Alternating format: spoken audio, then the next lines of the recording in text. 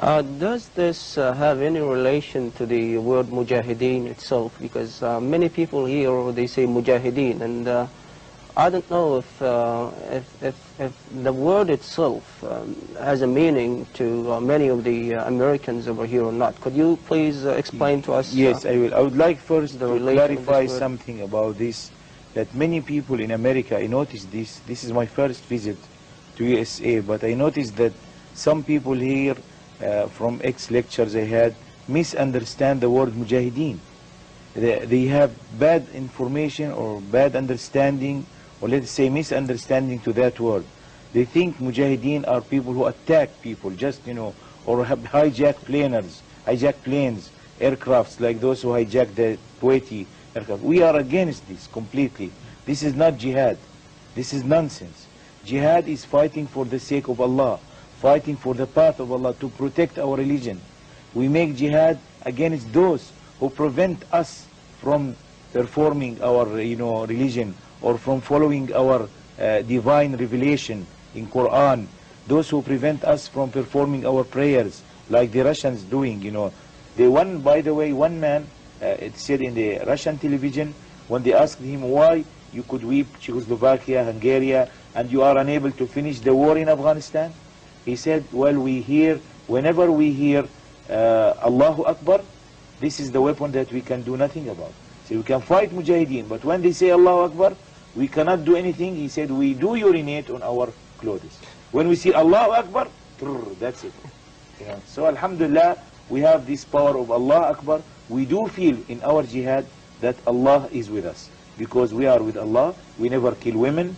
We have many times we have the chance of capturing their women, Russian women. And many leaders said we have captured them, we set them free. We did not touch them, because this is the characters of Islam. We are Muslims. We do not touch women, we do not touch girls, and these who are doing hijacking is completely against Islam. So are the leaders against hijacking and things like that? All of them are against hijacking. We do not believe in hijacking. As Muslims, this hijacking is not fair at all. You are killing innocent people, like these two Kuwaitis who were killed. What was their crime? Why? Just because they were Kuwaitis you killed them? Do you consider this is Islam? This is not Islam. This is against Islam. You don't kill innocent people. Go and fight those who are fighting you, if there is any fight. Go and fight the men.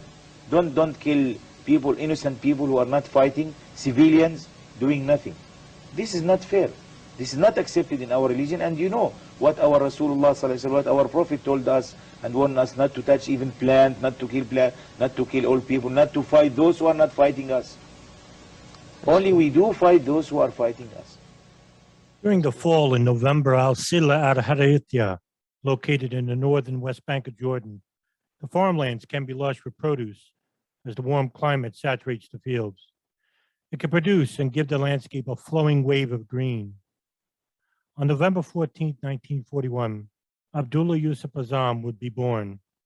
His mother, Zakia Sadeh Hussein al-Ahmad, was from a farming family in al-Sila, while his father, Yusuf Mustafa Yusuf Azzam, also a farmer as well as a butcher.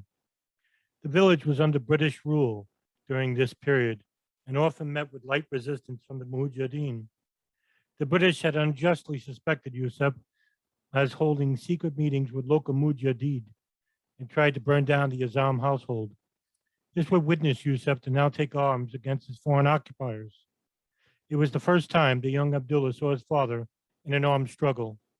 It would shape his young life forever forward.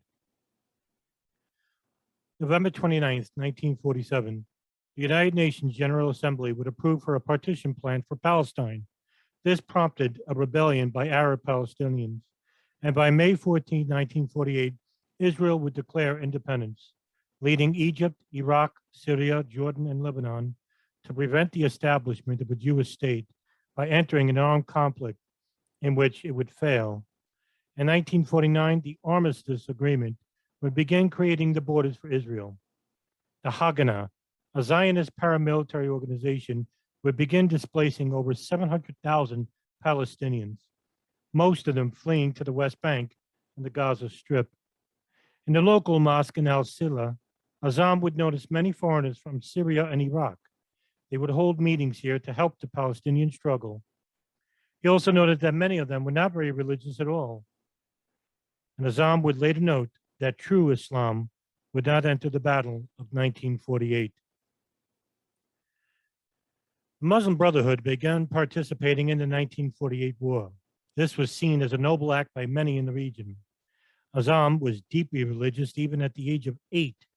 His religiosity was unusual during the 1950s and 60s. Arab nationalism was the dominant ideologically throughout the Arab world. In 1954, Azzam would join the Muslim Brotherhood into its Jordanian branch. Their beliefs were to influence Islamic society through education and grassroots activism. One of the leading members was Asad Abd al-Hadi, who would have a major influence throughout Azzam's young life. Al-Hadi would encourage Azzam to speak before people, and soon Azzam would start giving short lectures. He had been an ardent student in Islamic law and the Quran, and he would often spend many long hours into the evening reading the Quran over the many years. By 1960, he would become a teacher in the remote area of Adir, Jordan. By 1962, he would enroll at the Faculty of Sharia at Damascus University, where he would marry his first love, Samira Abdullah Atwila, where he would born 3 sons and 5 daughters over the course of their relationship.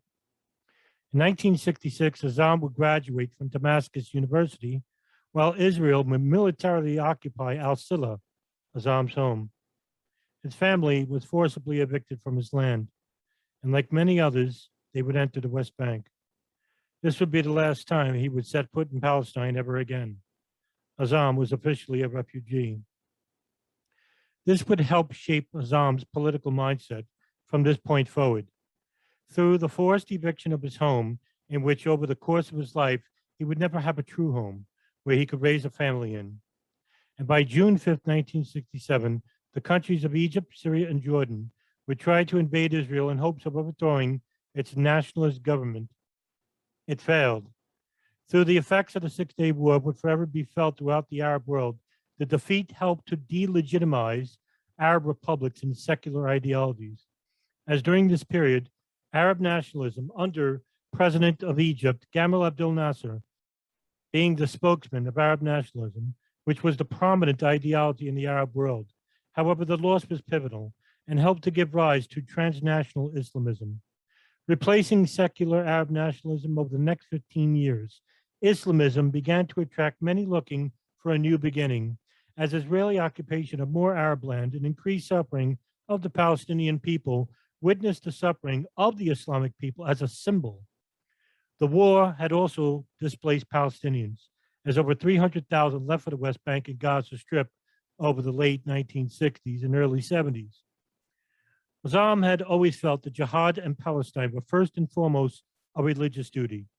He believed all Arabs who are able should fight against the Israeli occupation, as Azzam believed Arab rulers exploited Palestine for popularity.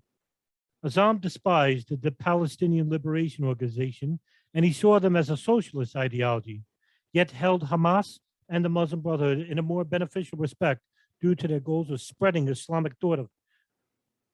One of the primary influences of Azzam was Sayyid Qutb from Egypt. Also a Brotherhood member, Qutb had written many books that included the spread of Islamism to Arab republics and inviting Muslims abroad to live in Arab lands due to the poisonous influence of Western democracy, in which he saw as an affront to Islam itself. Muhammad Abd al-Rahman, a leading member of the Muslim transnational movement of the Brotherhood, began impressed with Azzam over the years. He would take Azzam to many countries, where he would hold lectures while learning how to conduct speaking engagements before large crowds. The secular governments under Syria and Egypt would start cracking down on the Muslim Brotherhood. And in Egypt of 1965, President Gamal Abdel Nasser began cracking down on thousands of Muslims, as many were arrested and tortured in Egyptian prisons. Another event that took place in the young Azzam's life would be the execution of one of the earliest influences of his life, Sayyid Qutb. Egyptian authorities had arrested Qutb as he was suspected of plotting a coup against the Egyptian government. On August 29, 1966, Sayyid Qutb was executed by hanging. His death would reverberate throughout the Islamic world, and he was immediately considered a martyr. And his authored books, which became the primary reading material over the next 40 years, was throughout the Islamic world.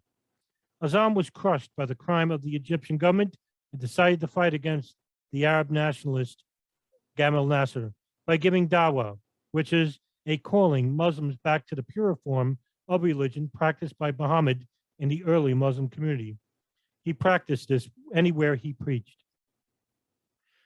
The Fayyadin referred to various military groups willing to sacrifice themselves for a larger campaign.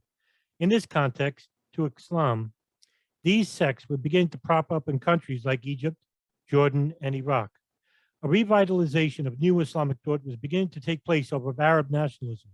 After the loss during the Six-Day War, many Arabs saw secular ideology as being the reason for the loss during the conflict.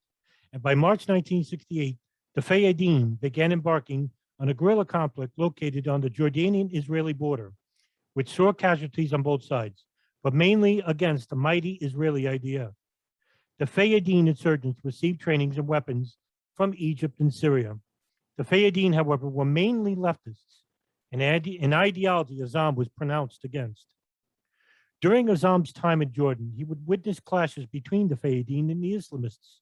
The conflict would attract attention from the Jordanian government led by King Hussein. In 1970, Azzam would begin holding lectures at mosques in urban Jordan, which would be highly critical of communism. Hussein tolerated the Islamists for fear of internal retribution, which would harm his citizenry. However, by September of 1970, that would change, and the Fayyadin insurgents began a series of assassination attempts on Hussein while hijacking 4 airliners at the Dawson Field airstrip. The Population Liberation Front for Palestine were the primary adversaries who campaigned what is now known as Black September. At the same time, Azzam was highly critical of the governments of Jordan and Syria, and with their reputation for cracking down on Palestinian youth. Azzam came away impressed by the Muslim youth who participated in the Israeli conflict. Azzam needed the right opportunity to give them a real motivation for religious jihad, which would come in a future date, one that would be entirely unexpected. In 1967, just a few years earlier, Azzam had moved to the town of Baba in southwest Saudi Arabia. Here, he was offered a position at the local Institute for Religious Sciences, the Al-Mahad al-Ilmi. The school was to bring Wahhabi principles to local provinces. It was not uncommon for Muslim brothers from the Levant to teach at these universities. It was here that Azzam became exposed to Hanbali Wahhabism, otherwise known as Salafis. Salafis are not literal, Salafis are literal, not pragmatic. They view themselves as the Salaf, who were predecessors of the earliest Muslims, and they are also less politically motivated. By 1971, Azzam had moved back to Cairo, Egypt, to receive a doctorate in Islamic law at Al-Azhar University. Here, Anwar Sadat is now the president of Egypt, and unlike Nasser, he was quite liberal to Islamism. Sadat had begun releasing most of the Muslim Brotherhood members from labor camps, with most senior members freed by 1974. It was here the Muslim Brotherhood began a rebound. At the end of 1972, Azzam had finished his thesis at Al-Azhar University and passed with the highest possible grade. During his time here, Azzam forged many friendships, some that would help shape the latter part of his life. During the course of his stay in Egypt, Egyptian intelligence had closely monitored Azzam while in Cairo. And in 1974, Azzam returned to Amman, Jordan, where he would become a teacher of Islamic law at the University of Jordan. He was an exceptional speaker, as many from neighboring schools came to listen to him. His home would become a public setting, as many students from his university would come and visit him. Azzam's ability to reach the Islamic youth would pay off in the future. He was called the Sayyid Qutb of Jordan, high praise which humbled Azzam, as he considered Qutb the primary influence of his life. Azzam has also quickly risen in the Jordanian Brotherhood and was selected in the group's consultative council, the Masjid al-Shura, a governing body of 40 members. The Brotherhood was actively against the leftists and King Hussein, and was ever grateful as he considered the leftists, the Fayyadin, the enemy. Hussein tolerated the Qutbis for now. Azzam accepted that Muslims living under non-religious governments should be motivated to push dawah. During the mid-1970s, Azzam would travel around the world, and young Islamists were now studying at foreign universities doing lectures and so forth. Islamism was on the rise. And in 1975, during Hajj, Azzam was invited to speak at the Council of the Great Scholars about the dangers of polytheism in the form of man-made legislation. As Muhammad ibn al-Wahhab had fought against grave worshipping, so should the Muslims against man-made laws, Azzam had declared. He would begin criticizing the Jordanian government in 1978 as being too un-Islamic, accusing the government as not being very much interested in the Palestinian struggle. Jordan would begin cracking down on Islamist-speaking engagements, and the Muslim Brotherhood may have pushed Azzam out of Jordan since they had a tentative relationship to operate freely in the country. Azzam had written a document in 1980 complaining to the Shura Council about the Muslim Brotherhood and himself. They had felt excluded from activities and ignored in his meetings. However, he would still display loyalty to the Brotherhood.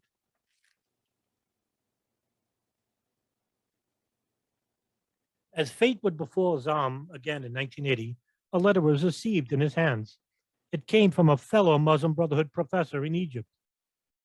Muhammad al-Muslib had invited Azzam to come to Saudi Arabia and teach at the prestigious Abd al-Azad University at the Faculty of Sharia. Azzam and his family desperately needed financial stability and accepted this offer without hesitation. Pan-Islamism, a strand of Islamism aimed at promoting Muslim solidarity, was beginning to take shape in Western Saudi Arabia. Just 13 years ago, Azzam was first introduced to Wahhabi ideology while teaching here at the Al-Had al-Ilmi. He never forgot the lesson. Pan-Islamism was motivated by three basic ideas. All Muslims are one people. The Muslim world are under assault by non-Muslim forces. Muslims in different countries should help one another.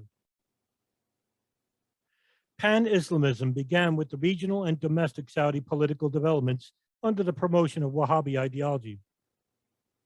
The Muslim World League, a pan-Islamic non-profit organization or NGO based in Mecca, Saudi Arabia, that aims to clarify the true message of Islam by advancing moderate rules, played a major role. During the 1970s, Islamic charities grew, and the Gulf oil boom gave the Muslim community large funding opportunities. While living in Jeddah, Azzam had published many works. It was during his teaching studies at the Abd al-Aziz University that another prominent figure would become influenced by Azzam's lectures. Osama Bin Laden, a young Saudi and son to Muhammad ibn Awad bin Laden, the construction magnate to the largest construction firm in Saudi Arabia, the Saudi Bin Laden Group. Bin Laden enrolled at King Aziz Al University to achieve his bachelor's of business administration. However, he would become oftentimes a visit to Azzam while teaching Islamic law. He quickly became enamored of his lessons. Azzam, however, became quickly transfixed at joining a true Islamic jihad. Fate, once again, would befall Azzam. This time from a letter which came from another Egyptian Muslim Brotherhood member, Kamal al-Sataniri, who enticed Azzam to join a conflict taking place in Afghanistan. He wrote, "Abdullah, your place is there, not here. Pack your bags and trust in God." Azzam gave some thought to the proposal, and al-Sataniri promised to meet Azzam there, which prompted Azzam to indulge the offer. By September of 1981, Azzam had flown to Islamabad International Airport, not knowing that al-Sataniri had been arrested shortly by Egyptian authorities and jailed. He was also killed under the excessive use of said torture. Azzam, however, would take residency with Abd Rabib Rasul Sayaf, the legend of Peshawar and leader of the Northern Alliance. Sayaf had known Azzam from previously learning about Azzam while he held lectures in Cairo. Sayaf allowed Azzam's family to stay at his large farming house in Peshawar and told Azzam about the demise of al-Sataniri. One of his neighbors was a prominent Saudi official, Muhammad Salim al-Hamoud, whom collaborated with Azzam about jihad prospects in Peshawar. However, Azzam needed to find a place of employment and was given an offer to teach at the Faculty of Sharia at the University of Islamabad. Many foreign fighters would begin traveling to Pakistan to join the fight against the Soviet invasion of Afghanistan. Many leading Afghan leaders of the Mujahideen would begin traveling to the Gulf to garner the support of the conflict. One such Mujahideen leader, Jalaluddin Haqqani, founding leader of the Haqqani network, would begin sending representatives to Saudi Arabia and the United Arab Emirates to establish information offices. Afghan Mujahideen also began publishing many works and publications to spread the message of an Islamic awakening. One of the very first groups to respond to the conflict were the Pan-Islamists. They responded primarily due to the enemy being a secular invader committing human atrocities on Islamic lands against the Islamic people. Following them were Saudi and Gulf donors, whom responded to the Mujahideen message. And wealthy Gulf Arabs had traveled to Pakistan to give money to relief workers of the Mujahid. Some of the funding went to Lahore and Islamabad, while some of it went to the Jamaat-e-Islami, led by Mian Taril Muhammad, with one of these donors being Osama Bin Laden.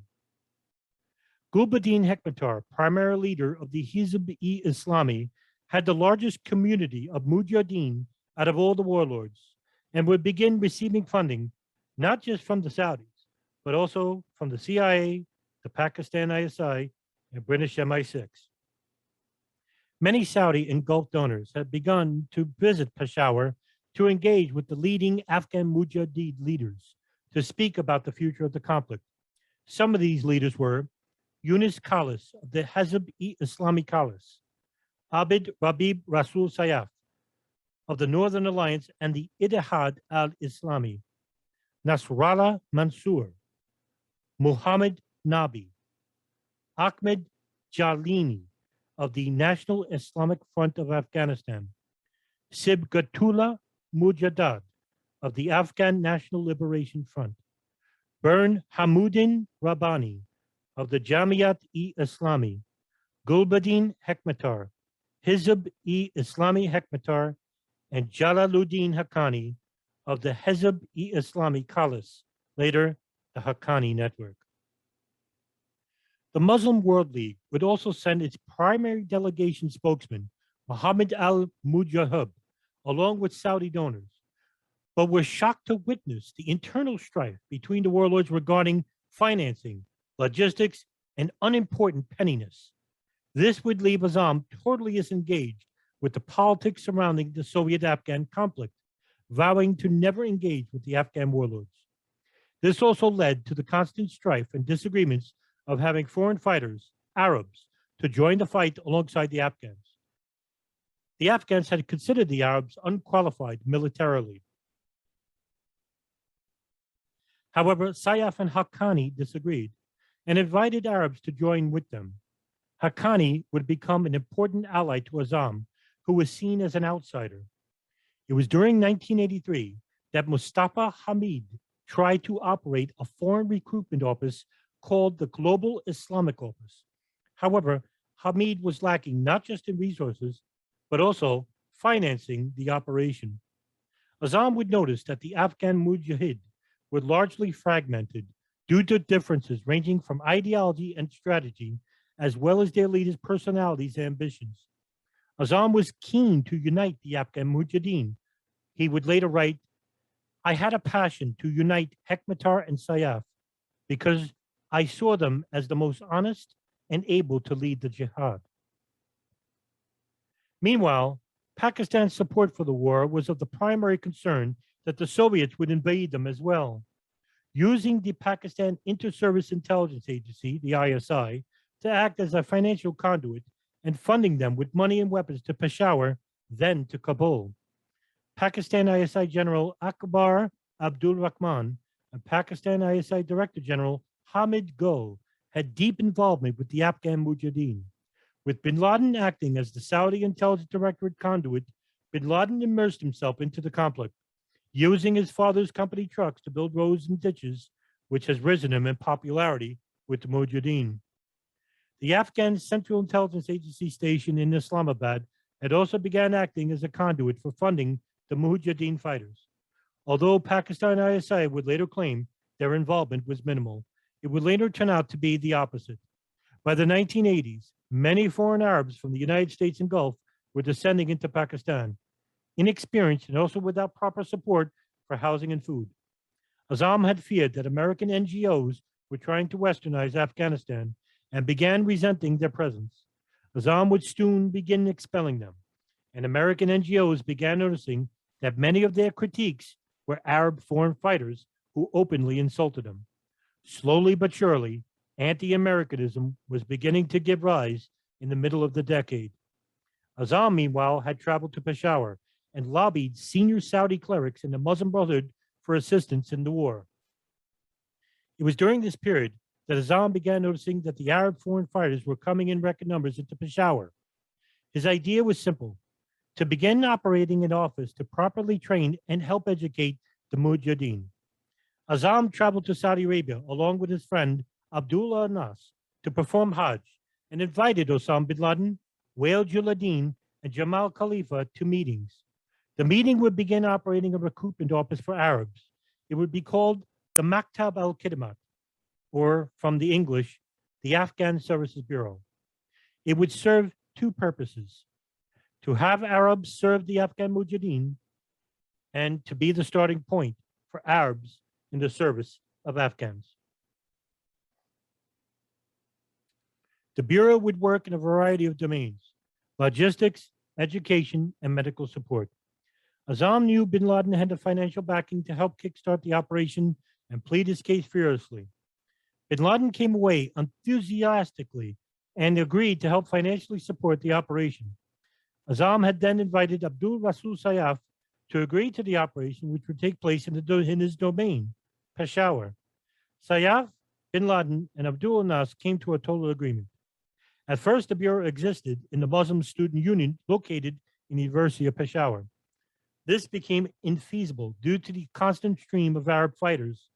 Bin Laden then rented a house in Peshawar in November of 1984. The house was named Abu Hamza Bayat in honor of an Afghan mujahid killed while doing a mission in Afghanistan. In 1985, the Bureau adds another house, the Bayat Abu Uthman. This was used for visiting donors and VIPs. Bin Laden then sets up another house, the Bayat al-Ansar. Then another guest house, the Bayat al-Shuhada. And by 1988, the Maktab al-Khidamat would have 8 buildings operating within Peshawar. Azzam would be named Emir, leader of the Bureau, with Mamdouh Mahmoud Salim acting as deputy leader, or Munir, and it would comprise of 2 committees: the Bureau Committee, or called the Jamaat al-Maktab, and the Consultative Committee, or the Majlis al-Shura. The Consultative Committee would have members such as Osama bin Laden, Wael Juladdin, Abu al-Bara, Abu Hufada al-Urduni, Nur al-Din, Abu Dawood al-Urduni, Abu Makda al-Sharkasi, and Abu Hajar al-Iraqi.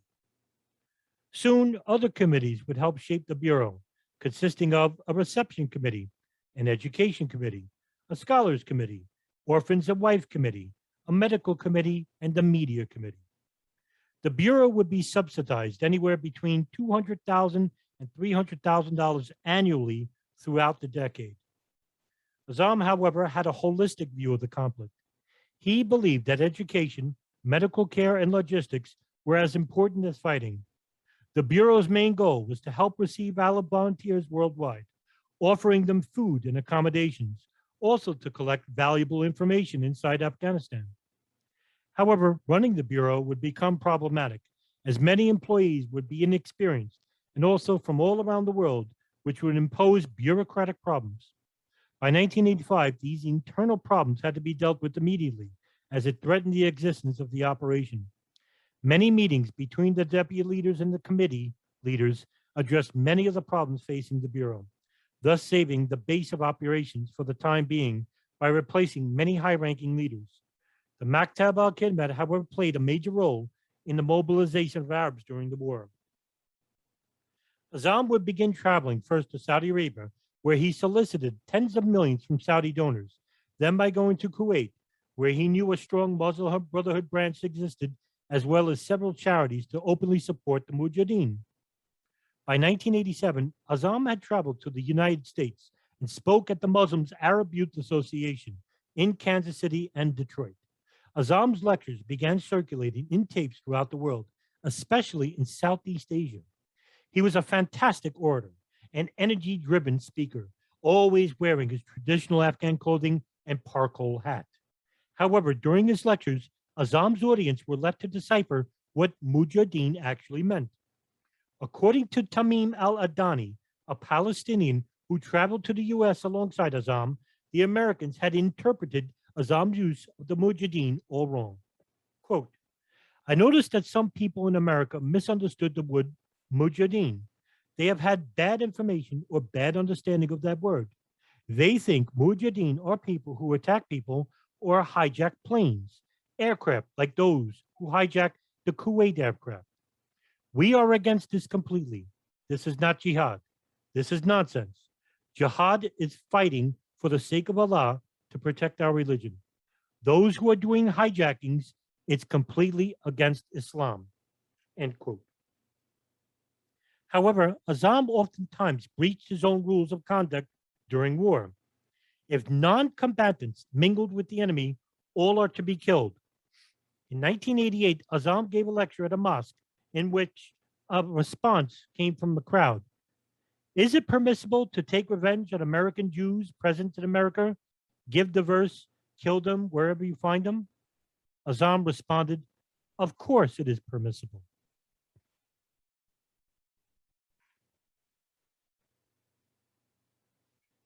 Azzam had hoped after the war that Afghanistan would be set up as an Islamic state, which would be used as a military base for an Islamic army to recapture all of the lost Islamic territories and unite them as a transnational caliphate.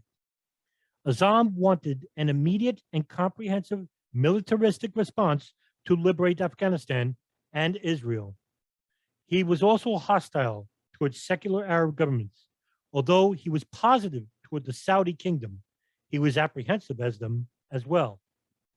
During the middle period of the 1980s, he had close affiliations with the Takfiris, who are radical Arabs and saw secular Arab leaders as infidels, and he began closely embracing Wahhabi Islam, the school of thought that he learned while living in Saudi Arabia.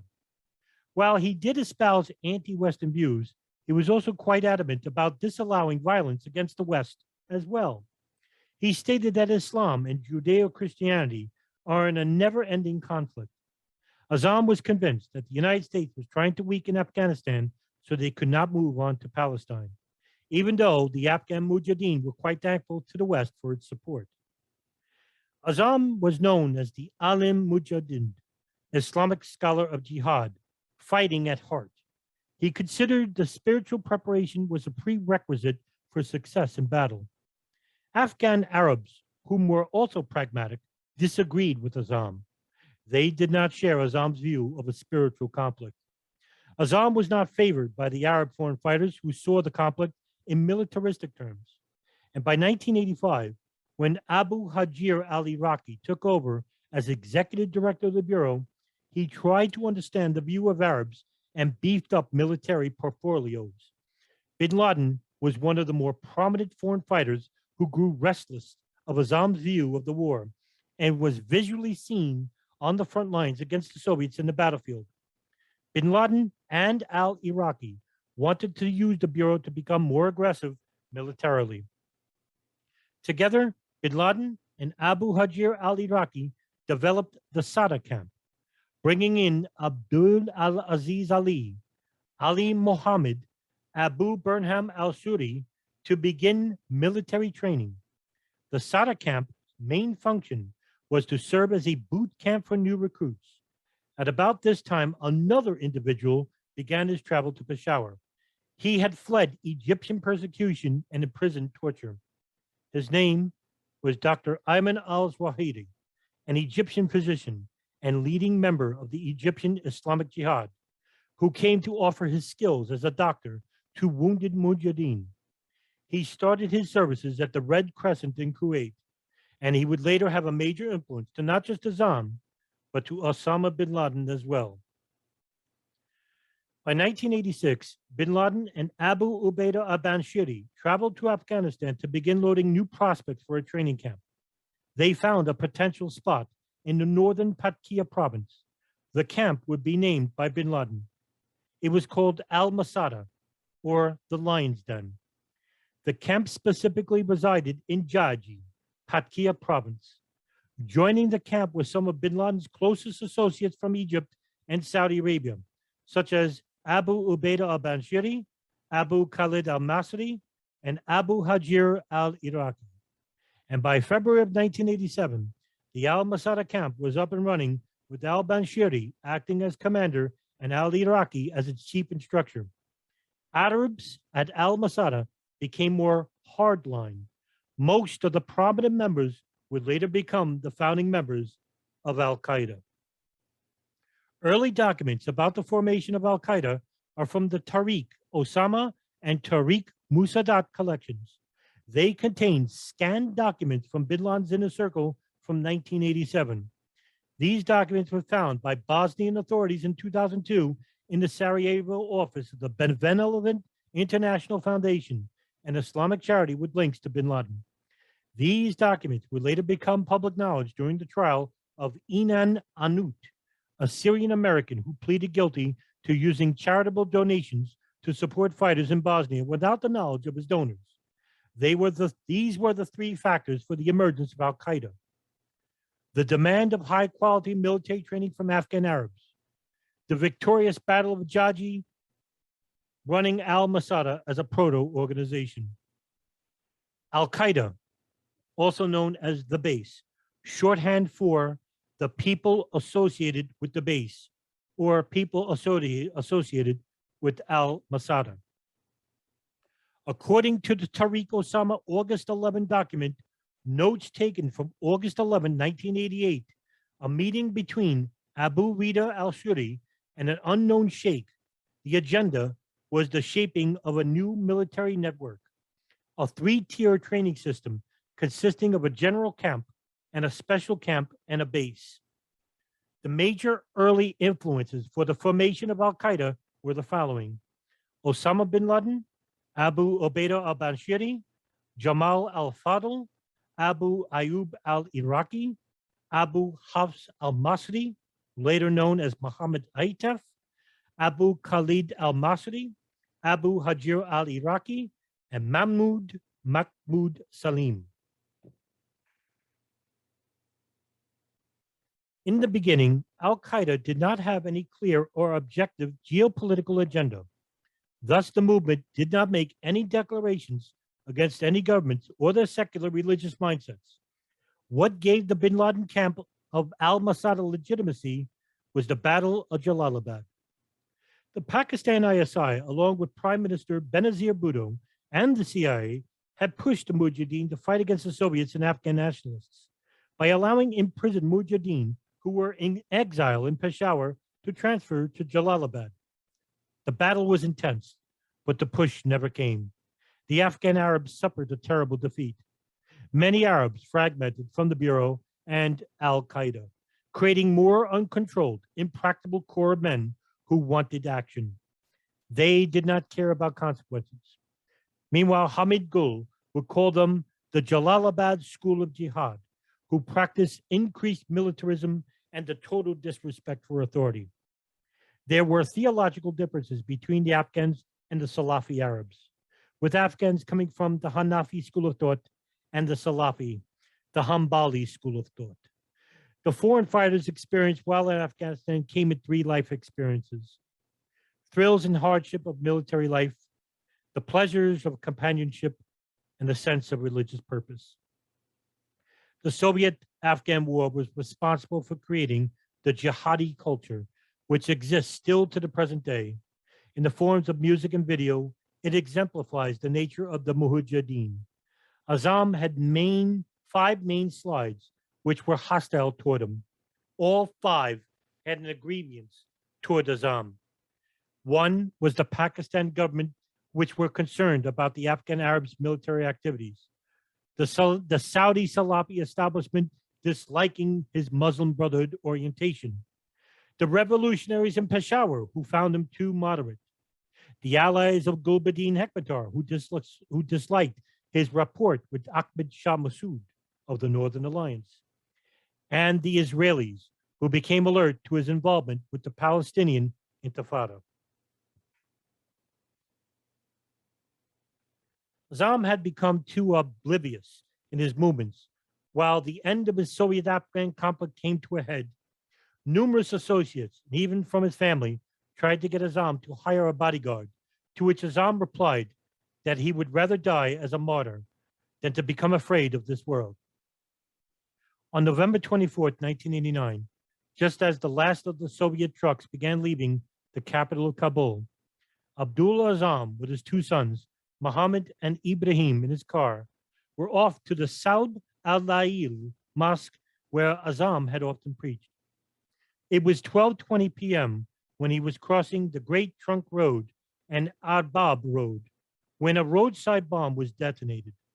The bomb was concealed under a small bridge that took cars over a ditch. Two devices, one on each side of the bridge. It killed them all immediately and tore the car to pieces. Azzam's burial that evening was a major event. Massive outpouring of sympathy, even from the outside of Pakistan, was noted. There were many suspects that were initially blamed. The CIA, the Israeli Mossad, the Pakistan ISI, the revolutionaries in Pakistan, the Saudi jihad, even Osama Bin Laden and Emir al-Zawahiri, who also told false rumors regarding Azzam and his lectures, were blamed for his death, as unproven suspicions suggested that they wanted to take over the Bureau. However, within months of his assassination, the Maktab al-Khidamat fell into disarray. Contract with its American representatives in the United States came to an end, with the unsolved murder of its director, Mustafa Shalabi. The main suspect? Another Egyptian, Omar Abdul Rahman, who ended up taking over the Al-Farouk Mosque, which was next door to the Al-Khifa Refugee Center, the extension of the Maktab al-Khidamat. In 1995, the Maktab al-Khidamat closed down permanently. The leftover funding which it received had dried up during the Gulf War of 1991. With Azzam's death, an increasing growth in Islamic sects began, which led to the continuing fragmentation of the Afghans and Arab community still seen today. The rise of Islamism can be seen with the inability of Arab governments to include the Islamists in national politics, whom began looking to the international stage for operating space. That stage now includes the ongoing conflict between the secularists, the Crusaders, and the Jews, which allowed the intelligence communities to interfere with all the parties involved to induce and manipulate for geopolitical agendas. Azzam's words regarding his devotion to jihad in Afghanistan can be read in his quote made while he came to Peshawar in 1981. They would become prophecy from the man who all came too familiar with his fate throughout his life. Never shall I leave the land of jihad, except in three circumstances. Either I shall be killed in Afghanistan, killed in Peshawar, or handcuffed and expelled from Pakistan.